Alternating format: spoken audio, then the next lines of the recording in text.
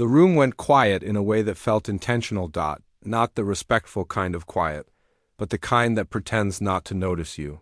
The kind that lets power speak without words. The man in the gray suit stood near the glass wall, smiling broadly. His hand extended past her. Not toward her. Past her. He leaned slightly to the side, eyes already searching for someone else, and said casually, "Good morning. Are you with catering or staff?" The woman didn't move. She didn't flinch. Didn't blink faster. Didn't rush to correct him. She simply let the silence breathe. Around them, the top floor of the Manhattan Conference Center glowed with early sunlight. Floor 2 ceiling windows framed the city like a promise. A long oval table waited in the center, polished so perfectly it reflected the ceiling lights like a mirror. Nameplates were already set, water glasses aligned, folders placed with surgical precision. This was a room where billion-dollar decisions were made quietly, politely, and almost always by people who looked exactly like the man with his hand still hanging in the air. Her name was Naomi Carter. She wore a charcoal blazer tailored just enough to be noticed, but not enough to be loud. Her hair was pulled back neatly, no flashy jewelry, no visible logos. The kind of appearance people often described as professional until they saw her skin. She glanced at the man's hand, then at his face, then back to the hand. She smiled, not warmly, not coldly, just neutrally. "I'm here for the meeting," she said. The man chuckled, a small, dismissive laugh, practiced, automatic. "Right," he replied, withdrawing his hand as if it had brushed against something invisible. "Sure, if you could just—" He gestured vaguely toward the wall, toward the coffee station, toward anywhere that wasn't the table. "We'll need more cups in here in a few minutes."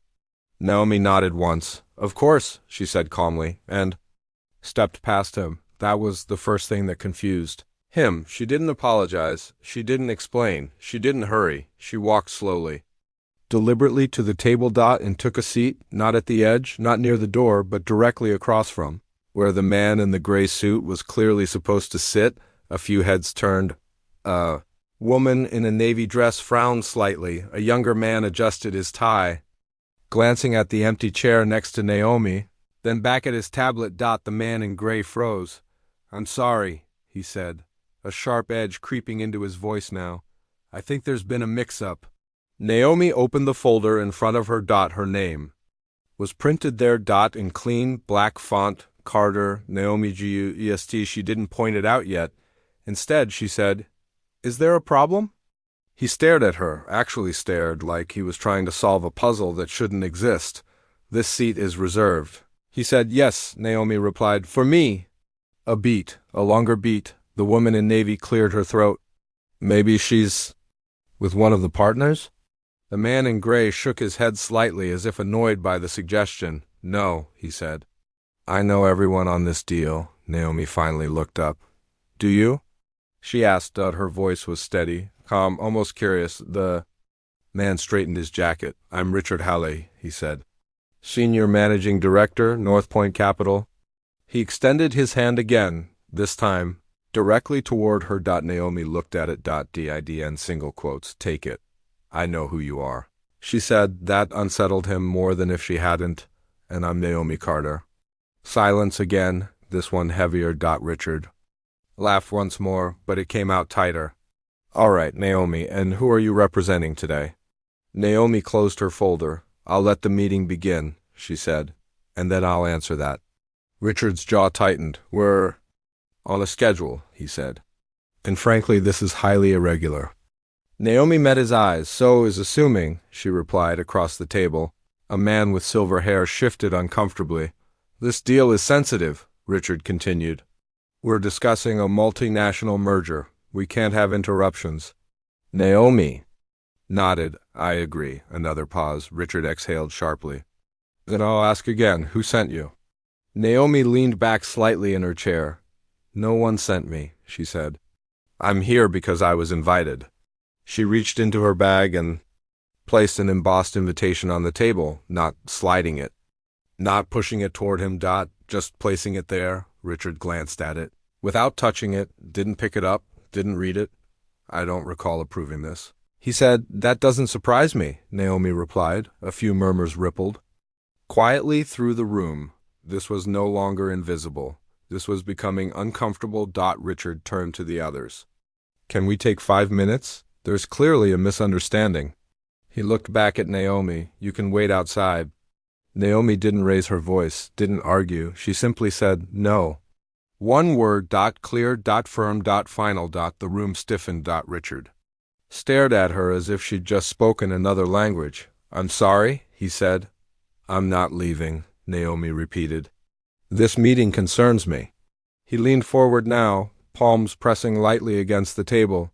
This is inappropriate, he said quietly, and frankly disrespectful. Naomi's expression didn't change. What's disrespectful, she said, is ignoring someone's presence until it inconveniences you.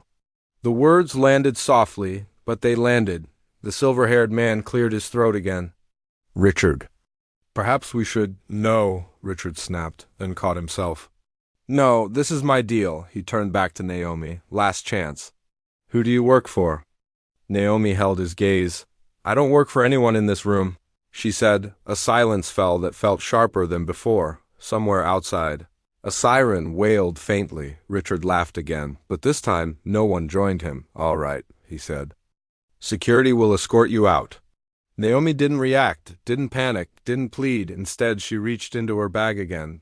This time, she pulled out a slim black phone, unlocked it, checked the time, then looked back up. You might want to wait, she said gently. Richard scoffed. For what? For the rest of them to arrive? Naomi replied. The rest of who? She smiled, not triumphantly, not smugly, just knowingly. The people who actually decide whether this deal happens.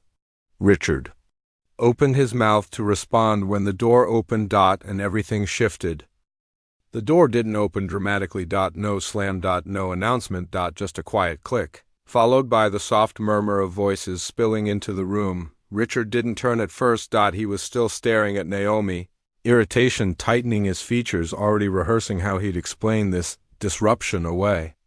In his mind, she was still a problem to be removed, not a person to be understood. Then he noticed the change, the way the silver-haired man straightened in his seat, the way the woman in navy subtly shifted her chair, the way two junior associates instinctively stood. Richard turned. 3 people entered, all impeccably dressed, all calm, and all walking with the unhurried confidence of people who never needed to ask permission. The man in front, tall, late 50s, salt and pepper. Beard scanned the room once before smiling faintly. Looks like we're starting early, he said. The silver-haired man stood immediately. David, we weren't expecting— It's fine, the man replied. Schedules change. Then his eyes moved, past Richard, past the table, and landed on Naomi. His expression softened, not dramatically, not performatively, but unmistakably. Good. Morning, Naomi, he said. Naomi rose from her seat. Good morning, David. They shook hands. Firm, familiar. The sound of skin meeting skin echoed louder than it should have. Richard felt something cold settle in his chest. David turned to the room. Sorry we're late. Traffic. Then casually, I see you've already met. No one answered. David looked at Richard. You are— Richard cleared his throat. Richard Halle, Senior Managing Director, North Point Capital. David nodded. Of course. I've read your emails. Read, not answered. Richard forced a smile. We were just sorting out a small confusion. David glanced at Naomi. Was there confusion? Naomi didn't rush to speak. She didn't exaggerate. She simply said, there was an assumption.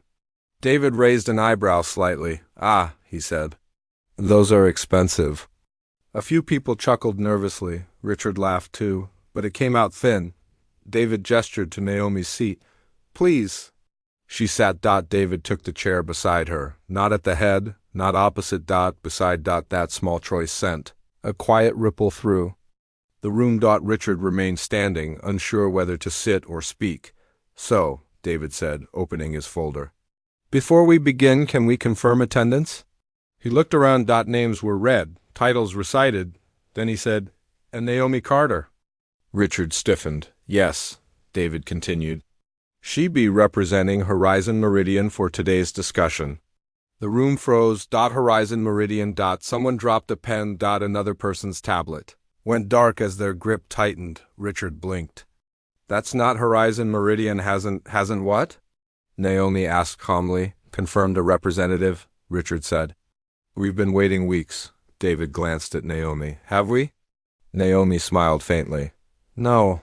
David nodded. There you go. Richard's mouth opened, then closed. This is highly irregular, he said again, louder now. Horizon Meridian controls 40% of the capital. We would have been informed.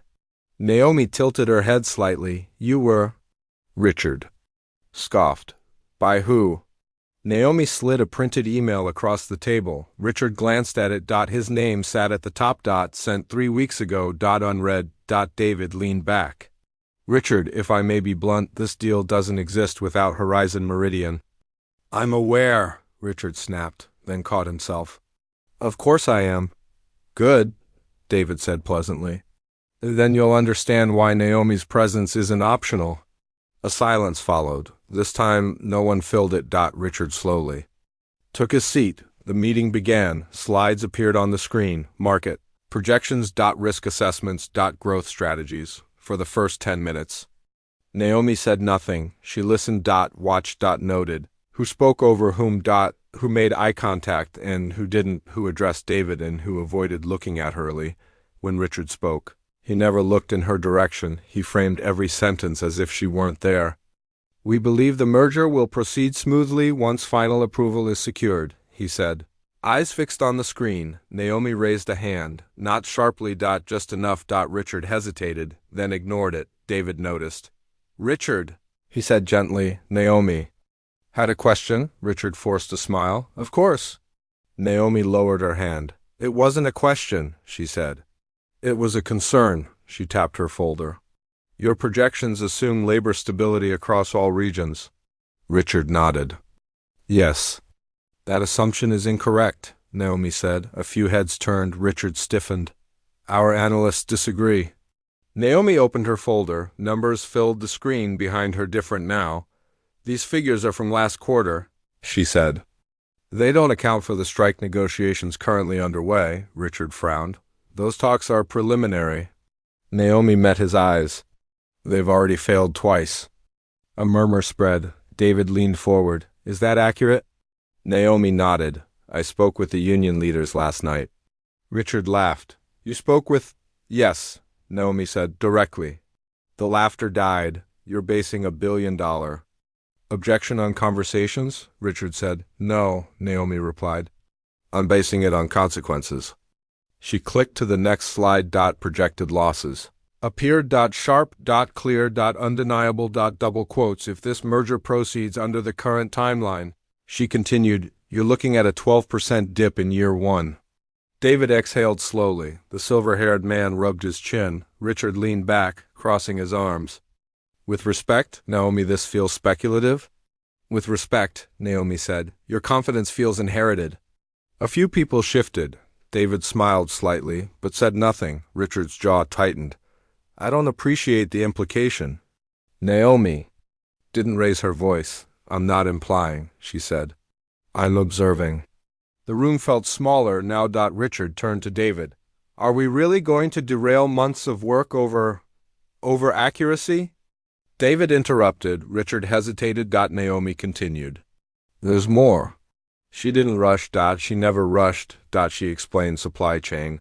Vulnerabilities, legal exposures, cultural blind spots, each point delivered calmly. Each supported. Each quietly. Dismantling assumptions the room had treated as fact. By the time she finished, no one interrupted. Richard stared at the table. This is new information, the woman in navy said carefully. David nodded. Which is why Naomi is here.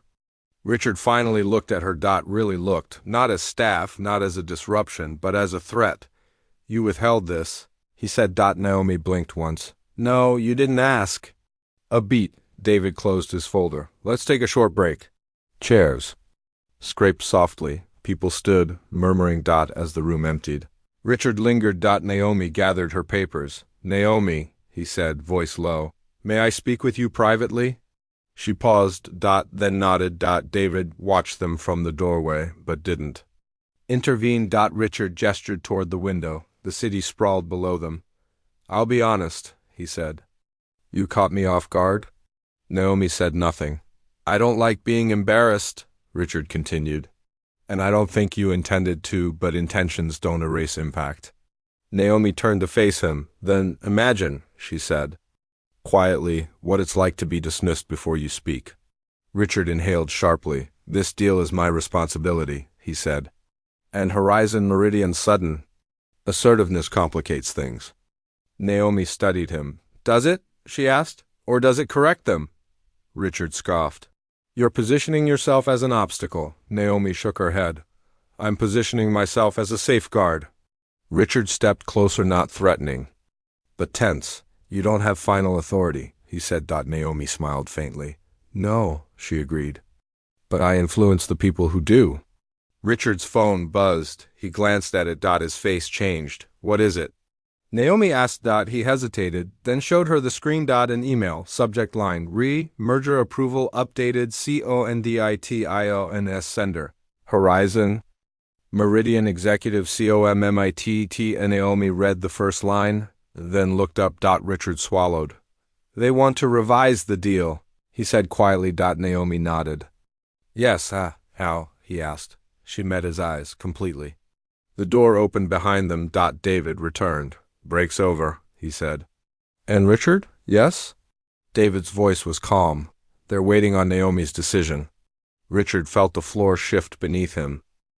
The room felt colder when they returned, not physically, but emotionally. People sat differently now, straighter, more careful, like they were afraid of being caught saying the wrong thing, not because it was wrong, but because Naomi might hear it. Richard took his seat without meeting her eyes. Naomi noticed. She noticed everything. The meeting resumed, but the rhythm had changed. Where earlier voices had flowed easily, now there were pauses. Sentences softened. Certainty dissolved into qualifiers. Naomi didn't speak right away. She didn't need to. Her presence had already shifted the gravity of the room. David cleared his throat. "Before we proceed, I want to acknowledge something." All eyes turned to him. "This deal," he said, "has been discussed in rooms where not everyone was invited. That's not unusual. But it can be dangerous." Richard stiffened. David continued. "Naomi has raised concerns that should have been raised weeks ago. The fact that they weren't tells us something." No one spoke. Richard finally said, "With respect, David, this feels like a rebuke." David looked at him. "It's a correction." Naomi watched Richard's hands tighten around his pen. This wasn't about money anymore. It was about identity, about who was assumed to belong and who had to prove it. As the discussion turned technical again, Naomi drifted inward, not away from the room but deeper into herself. She remembered her first boardroom, years ago, smaller, cheaper carpet, flickering lights. She'd been 20-6. The youngest analyst, the only black woman. She'd prepared for weeks, triple-checked numbers, rehearsed explanations, anticipated objections. When she finally spoke, her voice steady despite the pounding. In her chest, a man twice her age had smiled indulgently. "That's interesting," he'd said. "Who helped you with this?" The room had laughed. She hadn't. She'd answered, clearly, precisely. And watched as the idea her idea was repeated 10 minutes later by someone else. Applauded. Funded. She single quotes. Learned something that day. Silence. Wasn't neutral. It was expensive. Back in the present. Richard was speaking again. "We can mitigate labor risk by accelerating automation," he said. Naomi looked up. "Automation without community engagement increases resistance," she said. "Which increases delays," Richard exhaled audibly. "Not necessarily," Naomi tilted her head. "Do you want data or comfort?" A few people glanced at David. David didn't intervene. Richard leaned back. "You seem very confident." Naomi met his gaze. "I've had to be." The woman in navy, her nameplate read Elizabeth Morrow, spoke for the first time directly to Naomi. "You mentioned consequences earlier," Elizabeth said. "Could you elaborate?" Naomi nodded.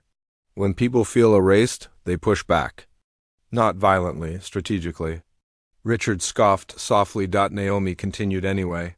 "Work slowdowns, legal challenges, media scrutiny, investor unease." She paused. none of which appear on your spreadsheets until it's too late. Elizabeth absorbed that. Richard didn't. So what? He said. You're suggesting we delay indefinitely? Naomi shook her head. I'm suggesting we listen. David finally spoke. To whom? Naomi answered without hesitation. To the people who will be affected, and to the people you've been trained to overlook. The word hung there. Overlook. Richard's single quotes S jaw tightened. This is turning ideological, he said. Naomi's voice remained calm. No, it's turning honest. The tension pressed in. David glanced at his watch. Let's adjourn for lunch. Chairs moved again. People stood, but this time, no one rushed out. Conversations broke out in hushed clusters. Naomi gathered her things. Elizabeth approached her. I owe you an apology, Elizabeth said quietly. Naomi looked at her. For what? For not intervening earlier. Naomi considered that. Apologies matter, she said, but so do patterns. Elizabeth nodded, absorbing the weight of that. Across the room, Richard watched them. He didn't like the way the dynamic was shifting, didn't like the way people leaned toward Naomi now, listening, asking, adjusting. He felt something else. Something more uncomfortable. Recognition. During lunch, Richard sat alone. He replayed the morning. The hand she hadn't taken, the way he'd spoken to her. The ease with which he'd assumed, he told himself, it wasn't personal. It never was. That was the problem. Naomi stood by the window, phone pressed to her ear. Yes, she said quietly. I've seen the revision. Pause. No, she continued. I don't think they're ready yet. Another pause. Her expression tightened just slightly. Because readiness isn't about numbers, she said. It's about respect. She hung up. David approached her. They're pushing, he said. Naomi nodded. I know. You could end this today, David said. Pull the deal. Naomi looked out at the city. I could, she agreed. Why? Don't you? She turned to him. Because then nothing changes, she said. They'll just learn to hide it better. David studied her. You're carrying a lot, he said. Naomi smiled faintly. I always have. Across the room, Richard stood. He hesitated, then walked toward her. Naomi, he said. She turned. I want to reset, he said carefully. This morning, I made assumptions. Naomi waited. I don't want this to become adversarial.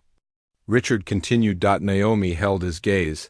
Then stop treating my presence as an inconvenience, she said. Richard swallowed. I'm trying, he said. Naomi nodded once. Trying is a start, she said. But it's not an outcome. Richard bristled slightly. What do you want from me?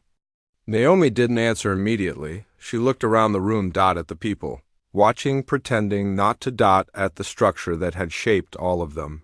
I want you, she said slowly, to understand what it costs to be underestimated. Richard frowned. And how would I do that? Naomi's voice softened. By listening, she said, when it's uncomfortable. A pause. Richard nodded. But his eyes told another story. This wasn't over. Not for him. Not yet. As they returned to the table, David received the message. He read it, then looked up. We have a problem, he said. Richard's heart skipped. What kind of problem? David looked at Naomi. Someone leaked word of the deal revision, he said. And they're framing it as internal conflict. Naomi exhaled slowly. Which outlet? She asked. David checked his phone. Several, he said. And they're already asking questions.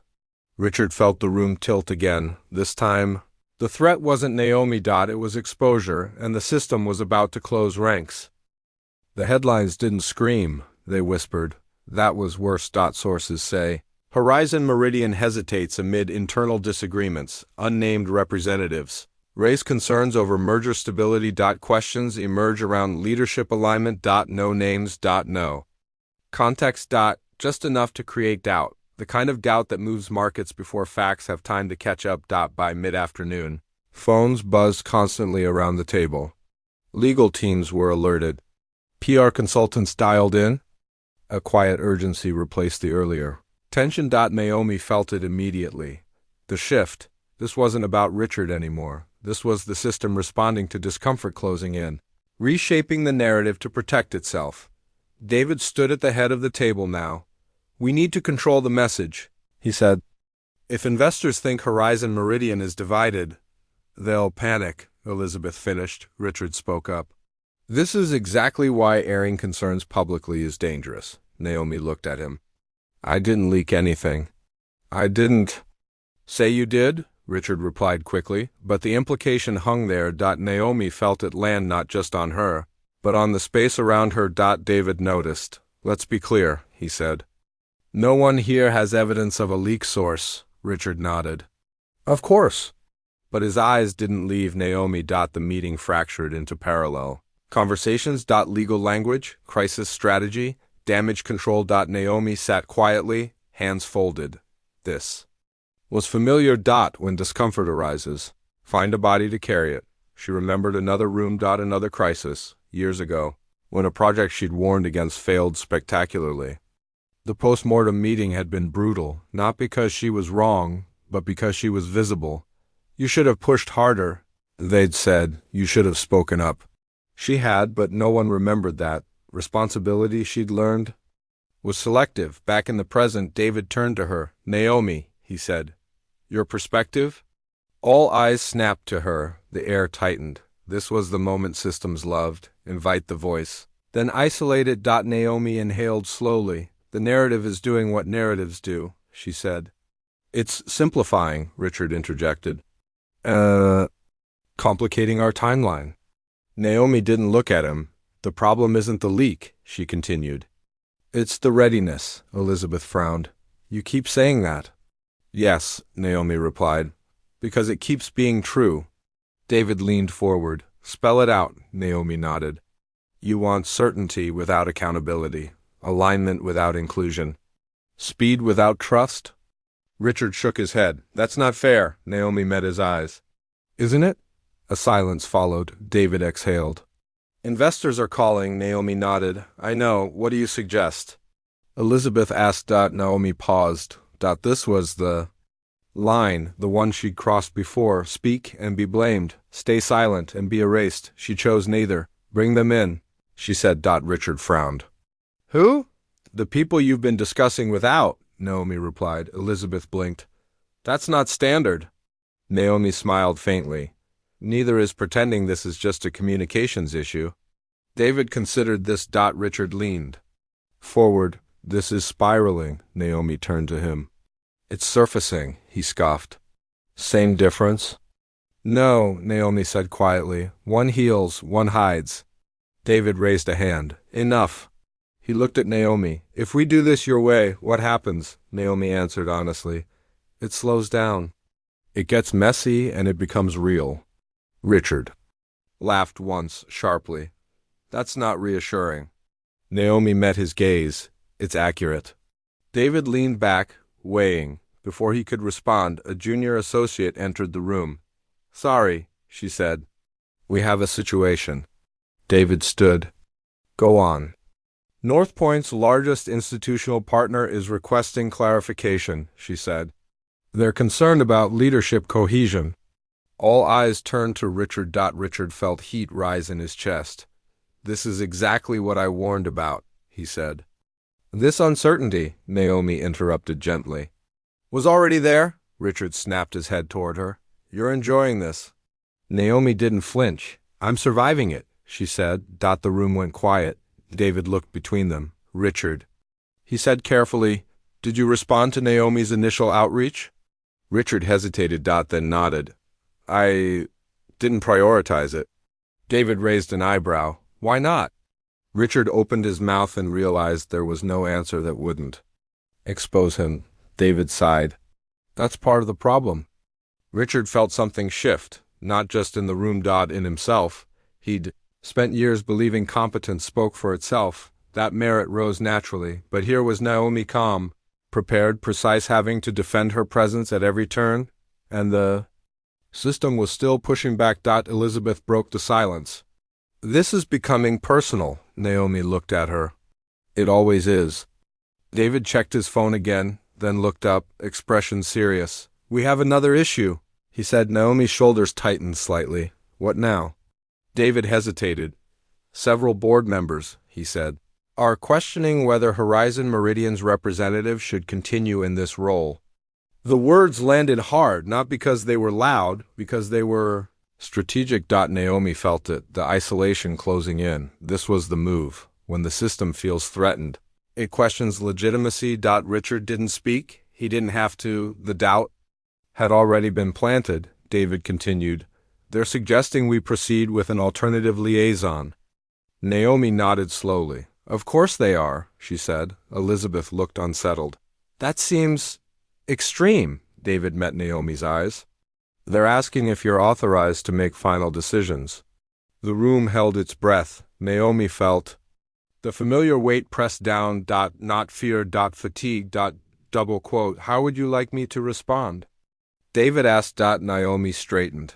This was the moment she'd prepared for. Not today, but her whole life. She didn't raise her voice, didn't harden her tone. She simply said, "Tell them I'll answer myself." Richard looked up sharply. You can't just. Naomi turned to him. I can, she said. And I will. David nodded slowly. I'll arrange it, he said. Naomi gathered her folder. As she stood, Elizabeth touched her arm lightly. I didn't realize. Elizabeth said. Naomi looked at her. That's the point, she replied. As Naomi walked toward the door, she felt every eye on her. Not as staff, not as a guest, but as a variable the system couldn't easily control, and systems don't like variables. Behind her, Richard exhaled. He didn't know it yet, but the ground he was standing on was about to give way. Type next to continue. The board call was scheduled for 6 p.m., which meant, in practice, that it would start at 6:17. Naomi sat alone in the smaller conference room, no windows, no audience, just a long table and a single screen mounted on the wall. A glass of water sat untouched in front of her. She liked rooms like this. They stripped things down. No distractions. No performative confidence. No hierarchy, disguised as tradition. Just voices. Just truth. If anyone was brave enough to tell it, outside the room. David paced slowly. Elizabeth stood near the wall, arms crossed. Richard sat a few chairs away, staring at his phone without really seeing it. No one spoke. They were all waiting for something, or someone, inside. Naomi reviewed nothing. No notes. No talking points. She already knew what she was going to say. What she didn't know was how much damage the truth would cause before it landed. The screen flickered. One square appeared, then another, then several more, men and women. Mostly older, mostly composed, all framed by bookshelves, corner offices, and neutral art chosen to suggest depth without revealing anything personal. The executive committee. Naomi recognized every face they didn't recognize. Her. Not really. Woman with silver hair spoke first. Miss Carter, she said politely. Thank you for joining on short notice. Naomi nodded. Of course. The woman smiled thinly. We'll be direct. There's concern about mixed messaging coming from your end. Naomi said nothing. A man in a dark suit leaned forward. Specifically, whether you're aligned with Horizon Meridian's strategic objectives. Naomi folded her hands on the table. I am Horizon Meridian's strategic objective. She said. A pause. Several faces tightened. I'm sorry? The man said. Naomi didn't repeat herself. Instead, she asked, before we continue, how many of you approved my appointment? Silence. Not one person answered immediately. Finally, the silver-haired woman said, your role was delegated. To whom? Naomi asked. Another pause. The woman glanced sideways, off camera. Historically, she said carefully, these decisions have been handled by people who don't look like me. Naomi finished. The silence deepened. Naomi continued, her voice calm. Measured, you're questioning my authority now because the system is uncomfortable.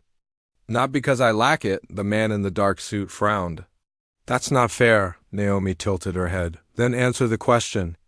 No one did. She let that sit. Then she leaned forward slightly. Let me ask something simpler, she said. How many of you have met me before today? A few hesitant nods. 2, maybe 3. And how many of you, she continued, have benefited from Horizon Meridian's capital over the last decade? Every single hand went up. Naomi nodded. Good, she said. Then we're clear on one thing. She pressed a button on the table, the screen changed, a logo appeared, Horizon Mayarida, and then another slide, timeline dot, then numbers dot, big ones dot, very big. Ones dot. Naomi spoke steadily. Horizon Meridian was founded 22 years ago, she said. Privately, quietly, with a long-term strategy that prioritized resilience over visibility. The silver-haired woman narrowed her eyes. We're familiar with the firm's history, Naomi smiled faintly. You're familiar with the version you were given. Another click. The slide changed. A list of subsidiaries appeared. Named some of them. Recognized names others clearly didn't. Horizon Meridian doesn't just invest, Naomi continued. It incubates, acquires, holds. She paused. And it? Doesn't answer to quarterly pressure. The man in the dark suit leaned closer to his screen. Where is this going? Naomi met his gaze through the camera. It's going to authority, she said. Which you're questioning. Another click. The next slide appeared. A simple organizational chart. At the very top, one name. Carter Family Trust. The room reacted instantly. Faces shifted. Eyes widened. Someone muttered something off mic. The silver-haired woman stiffened. That trust is inactive, Naomi shook her head. Private doesn't mean inactive. She let that land, then she said the words slowly, clearly, without drama. My grandfather founded Horizon Meridian. Silence. Not a polite silence. Stunned one. He didn't want visibility, Naomi continued. He wanted impact. And he understood something this room still struggles with. She looked directly into the camera. Power doesn't need permission. The man in the dark suit swallowed. You're saying, I'm saying, Naomi replied, that I don't represent Horizon Meridian. She paused. I am Horizon Meridian. Outside the room, David stopped pacing. Elizabeth's hand flew to her mouth. Richard felt the air leave his lungs. Inside the call, no one spoke. Naomi continued. My role isn't symbolic, it's structural. I don't advise the board, I am the board's continuity. The silver-haired woman's voice trembled slightly. This information should have been disclosed. Naomi nodded. It was in the charter. She waited, and you signed it. Another silence. The man in the dark suit leaned back. Then why allow this confusion? Naomi didn't hesitate. Because exposure reveals character, she said. And I needed to see yours. A few people bristled. That sounds manipulative. Someone said. Naomi's voice remained calm. So is exclusion, she replied. The silver-haired woman exhaled slowly. What do you want? Naomi leaned back. Clarity, she said. Correction, what kind? The man asked. Naomi folded her hands. First, she said, you will publicly affirm my authority to negotiate and decide on this merger. Several faces tightened. Second, she continued, you will halt all internal attempts to bypass my role. And third? Naomi looked directly into the camera. You will listen, the man scoffed. This is unprecedented. Naomi smiled. Faintly. So was your assumption this morning. Another long pause. Finally, the silver-haired woman nodded slowly. We'll draft a statement, she said. Immediately. Naomi nodded. Good. The screen went dark. The call ended. Naomi sat still for a moment, not triumphant, not relieved. Just grounded. She stood, gathered her folder, and opened the door. Everyone outside froze. David spoke first. How did it go? Naomi met his eyes. They won't question my authority again. Elizabeth exhaled shakily. Who are you? Naomi smiled gently. The person you never thought to ask. All eyes turned to Richard. His face was pale. You, he said hoarsely. You could have said something. Naomi looked at him. I did, she said. You didn't listen, Richard swallowed. I treated you like staff, Naomi finished. He nodded. Double quotes. Yes. Naomi studied him, then said something that surprised him. That wasn't your worst mistake. He looked up. What was? He asked. She held his gaze. Believing the system would protect you once it was exposed. David frowned. What does that mean? Naomi turned toward the window. Something is coming, she said. And it's not Just about this deal. Richard's phone buzzed again. He looked at it. His expression collapsed. What is it? Elizabeth asked. Richard swallowed. Hard. It's North Point's board, he said. They've called an emergency session. Naomi didn't turn around. About what? David asked. Richard's voice was barely audible. About me. Naomi finally turned back. Her expression was calm. Almost compassionate. The system had revealed. Now it was about to examine him. The emergency session happened without ceremony. No advance warning. No time to prepare a narrative. Just a calendar alert. A line item marked mandatory. And the quiet understanding that something had gone wrong badly enough to skip protocol. Richard sat alone in his office. Jacket off, tie loosened. The city outside his window looked the same as it had that morning. That unsettled him. He joined the call. Faces appeared, his board. His allies, the people who had once described him as reliable, steady, safe. The chair spoke first. Richard, she said, voice even, we need to talk about today. He nodded. Of course. She didn't soften the moment. We've received inquiries, she continued, from Horizon Meridian, from our institutional partners, and from legal. Richard swallowed. About the merger? About leadership, she corrected. A pause. Another board member leaned forward. Specifically your conduct, Richard straightened. I acted in the firm's best interest. Did you? The chair asked. Richard hesitated. Words that had once come easily now felt fragile. There was confusion, he said. Unexpected variables? Variables, the chair repeated. Or people? Richard didn't answer. The chair continued. We've reviewed correspondence. Meeting transcripts, witness statements. Richard's chest tightened. And? He asked. And it appears, she said carefully, that you dismissed Horizon Meridian's authorized representative. Publicly? Richard opened his mouth, closed. I didn't know who she was, he said finally. The chair nodded. That's clear. A beat. What's less clear, she continued, is why you didn't pause once that became evident. Richard felt heat rise in his face. I corrected course, he said. I engaged. Another board member spoke. After she demonstrated leverage. The words cut cleanly. Richard looked down. This isn't about one meeting, the chair said. It's about pattern recognition. Pattern, Naomi's word. You created risk, the chair continued. Reputational, strategic, ethical, Richard's voice dropped. What are you saying? The chair didn't hesitate. We're placing you on immediate leave pending review? The room seemed to tilt. For how long? Richard asked. That will depend, she said, on findings.